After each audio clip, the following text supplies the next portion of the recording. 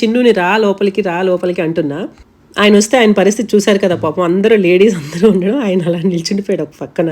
So, అందుకని నేను బయటే ఉంటానని చెప్తున్నారు.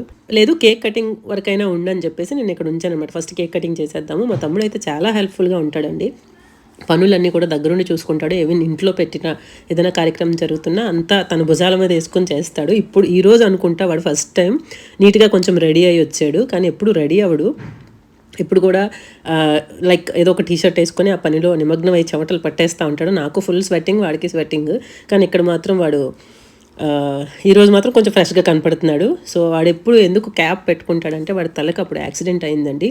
దానివల్ల అదంతా మార్క్స్ ఉంటాయి. సో పిల్లలందరూ జడిసిపోతారని చెప్పి ఎప్పుడు క్యాప్ పెట్టుకుంటాడు.